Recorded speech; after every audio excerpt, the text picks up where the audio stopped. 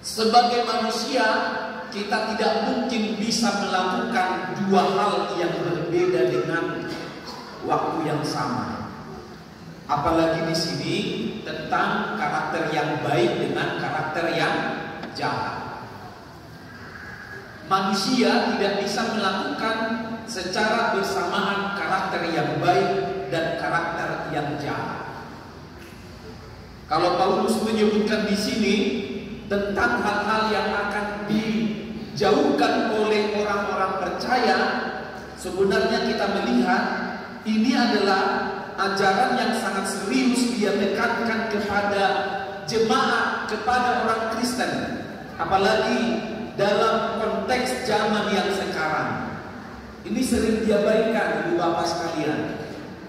Pesan Paulus ini sering menjadi tidak populer dalam kehidupan kita di zaman yang sekarang karena kedengarannya ini sangat-sangat begitu sederhana. Kalau Kristen, buanglah kejahatan, itu biasa aja. Kalau jadi murid Kristus, hiduplah dengan ajaran Kristus sendiri. Tetapi saat melakukan apa yang diperintahkan itu tidak segampang dengan menyebutkannya. Maka tidak jarang orang bergumul mengatakan demikian. Nabangulah hunoddo namao anggomaddo murahado. Saudara-saudara kasih Tuhan, di saat kita menerima baptisan yang namanya baptisan kudus, saya yakin kita di gereja ini mayoritas kita sudah menerima sakramen itu. Hanya dua sakramen di Protestan, yaitu baptisan kudus dan sakramen perjamuan kudus. Dan kedua sakramen ini hanya dilayani oleh imam, yaitu pendeta. Tidak boleh tahbisan yang lain melayani kedua sakramen itu, karena itu adalah bagian dari pelayanan yang sangat begitu mendasar dalam kehidupan kita sebagai orang beriman. Kenapa saya katakan dengan baptisan itu? Saudara-saudara yang dikasihi Tuhan, Paulus mengatakan kepada jemaat di Roma, orang Kristen dibaptiskan, dia itu dibenarkan kepada kematian Yesus Kristus, dan kemudian dia dibangkitkan kepada kebangkitan Yesus Kristus. Dan itu sebabnya kita memahami bahwa baptisan itu adalah ekhapat, sekali untuk seumur hidup. Dan kita tidak memahami yang disebut dengan baptisan ulang. Sebab bagi kita Protestan, baptisan ulang itu adalah dosa. Karena merujuk kepada yang dikatakan oleh Paulus itu, di dalam kematian Yesus Kristus kita dibaptiskan, dan kepada kebangkitan Yesus Kristus kita dibangkitkan. Dan itu kita terima melalui baptisan itu. Dan orang-orang yang sudah menerima baptisan kudus itu, Paulus menyebutkan the earthly things, hal-hal duniawi, jauhkanlah itu daripadamu. Lebih keras lagi, Paulus mengatakan bukan hanya jauhkan, tetapi pamanenoni, matikan itu, buanglah itu. Itu ibarat sampah, Ibu Bapak sekalian. Ada kita jemaat yang suka dengan sampah, atau ada kita yang cinta dengan sampah. Yang namanya sampah itu selalu disingkirkan. Kalau kita hendak membuang sampah, tentunya pertama sekali kita harus mengumpulkannya. Ibarat guru sekolah minggu bilang kepada anak-anak sekolah minggu, sampah yang di lantai dikumpulkan, kemudian buang ke tong sampah. Demikian dosa yang menjadi kenajisan dalam hidup orang beriman. Paulus menyebutkan kumpulkan itu, kemudian kemudian matikan dirimu dengan semuanya itu. Ibarat kata disebutkan bahwa diri orang percaya, kita semua terlalu penuh untuk tempat sampah, yaitu dosa-dosa yang tadi. Jadi dosa itu tidak ada tempatnya dalam diri kita sebagai orang beriman. Orang beriman tidak akan pernah dia menyediakan sebuah ruang dalam dirinya untuk menjadi tempat ruang sampah atau dosa-dosa yang tadi disebutkan. Buanglah itu kenajisan, kekotoran, dan juga kedurhakaan, kejahatan yang kita lakukan, karena itu dikenakan oleh manusia yang lama, bukan manusia yang baru. Saudara-saudara yang dikasihi oleh Tuhan Yesus Kristus, cenderung kita kalau marah, ada yang gak pernah marah, Bapak sekalian, sering marah hina, sering. Kemarin juga saya marah. Marahnya saya begini, karena saya dengar saya diomong-omongin orang. Kalau kita dengar kita dikata-katain orang, gimana reaksi kita itu Bapak sekalian? Marahnya itu gimana? Sampai kayak sudah mau diekspresikan, kita nggak tahu lagi ya. Tetapi ada seorang yang bernama Spencer W. Kimball mengatakan begini: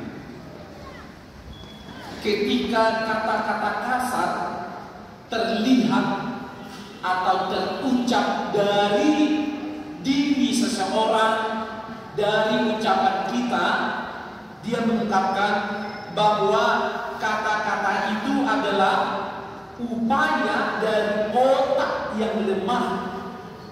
Kita garis bawahi di sini, dia sebutkan kata-kata kasar itu adalah upaya otak yang lemah untuk mengekspresikan diri secara paksa.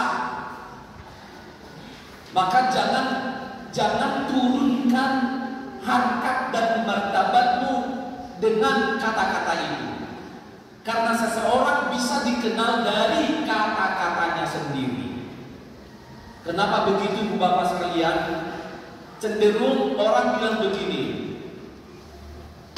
mulat tadi didokuti, mulat tuhoma naniahu ni pamamamu. Karena apa? Dia mendengarkan ungkapan atau kata-kata yang dia sampaikan itu sangat tidak menyenangkan di hati orang lain. Tetapi orang yang mendengar itu, mereka itu tidak mau melawan, tetapi membiarkannya dengan cara, itulah dia, memang itu karakternya. Tak jarang terjadi orang bilang begini, seperti ibarat unang dialog dan dana merbada. Mulut dialog dan dana merbada, dubian somong dan dana. Berdua pengusik. Unang dialog ina merbada. Mulut dialog ina merbada, dubian siang ina nabatuduhon. Unang dialog naritik merbada. Mulut dialog naritik merbada, dubian somoni bayade amanina. Artinya bahwa emang itulah karaktermu. Mau dibuat gimana? Kalau emang begitu dari sononya juga begitu, dan lahirnya begitu, ya cara yang terampuh untuk menyadarkan dia itu adalah semoga ada roh yang baik, roh yang bijaksana untuk menghampiri hatinya, memenuhi hatinya, sehingga yang tadi tidak terjadi dalam dirinya. Saya pernah baca buku, orang psikolog bilang begini, jika saudara sedang dalam keadaan kesal atau marah, hitunglah dari 1 sampai dengan 100. Uludu kita manginan, buruk kita tuh doa nalai gabi itu 1, 2 turun. Bahasa ibadah soni, kemudian saya telaah banyak hal yang mau kita kerjakan. Jangan habiskan energimu dengan hal-hal yang tidak bermanfaat, dengan yang tidak berguna. Zaman sekarang, zaman sudah maju, kita gak bakalan tambah harta kekayaan dengan cara yang demikian. Tetapi lakukan apa yang bisa kita lakukan. Nah, saudara-saudara yang dikasih oleh Tuhan Yesus Kristus, demikian kita sebagai orang yang telah menjadi ciptaan baru di dalam Tuhan. Ciptaan baru bukan berarti kita dicipta seperti menciptakan iPhone 15 atau dengan yang lain. Tetapi ciptaan yang baru itu disebut ciptaan yang baru. Dahulu kita telah dicipta, tetapi ciptaan yang lama itu ternoda. Ciptaan yang lama itu sudah kusut, seolah-olah tidak terpakai, sehingga dia diperbaharui. Diri kita saat ini, Bapak sekalian, diperbaharui, bukan lagi manusia yang dulu, tetapi manusia yang sekarang yang tinggal dalam Yesus Kristus, tetapi dibaharui oleh Roh-Nya. Maka jangan kita tutup diri kita dengan kehadiran Roh Kudus untuk membaharui dirimu, supaya kita menjadi ciptaan yang baru. Paulus mengatakan, ciptaan yang lama telah berlalu, ciptaan yang baru telah ada. Itulah saya, itulah kita yang telah Tuhan ciptakan dalam rupanya, yang kita sebut sebagai imago Dei, segambar dan serupa dengan Tuhan.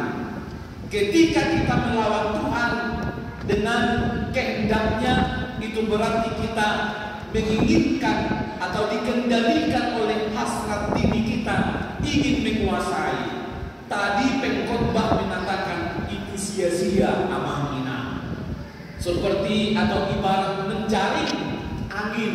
Manakut nasuada, wahada manakut nasuada mangina, muluman mangalempar nasuada, atsidotana, pangatusyon dokos. Atsido pakilaran lulus lalu dihibahami dituntut lebih dari kemampuan. Alainson di sini ketika Salomo mengatakan itu, dia bilang, kenapa dia mengatakan semua yang ada di bawah kolong langit ini, di bawah matahari ini kesia-siaan? Karena tidak ada yang sempurna, tidak ada yang kekal. Waktu saat ini juga akan cepat berlalu. Oh, sekarang tidak ada waktu sekarang. Kalau istilah bahasa Inggris present katanya, tetapi itu lebih banyak past tense. Kita sebut present, udah itu berlalu. Maka Paulus mengatakan nikmati, jangan sia-siakan. Makanya Salomo mengatakan semua sia-sia. Karena semua sia-sia, kesempatan tidak datang dua kali. Maka syukuri amangina apa yang ada, tahamal yakriho, pasu-pasu di Tuhan, unang badaini, tugijang dan ditaidihon tuhudi. Alai taparyakima ibagasan roha namadok, syukur bagimu ya Tuhan. Hati yang penuh syukur, yang mengucap syukur dengan segala kelimpahan Tuhan yang dia terima, di situ dia mengenal kasih Tuhan yang besar dan kepada dirinya sendiri. Unang ta'amolakeun na nilongan, alay na ta'amolakeun na diiba sendiri. Salomo mengatakan, unang baruas samu di sampura amangina. Ahelak batak mando ihuli mago, ibuang ganda. Paduhani mando, syukuri, nikmati, jangan sampai berlalu. Jangan sampai diabetes dulu baru kita mau cari brownies. Itu sama saja dengan mengatakan pahatopon luasau dan mengerului kesehatan semuanya. Saudara-saudara yang dikasihi oleh Tuhan Yesus Kristus, hidup dalam Kristus itu tidak gampang memang. Tetapi hidup dalam Kristus memang sangat gampang. Tidak gampang bagi orang yang tidak mengundang Roh Tuhan, dan gampang bagi mereka yang mau bersekutu dengan Roh-Nya. Sehingga kita dikemudikan oleh Roh Tuhan itu sendiri untuk hidup bersama, berjalan bersama dengan Yesus yang hidup bersama-sama dengan kita. Tuhan menubahkan kita dengan Roh-Nya. Amin. Marilah kita berdoa.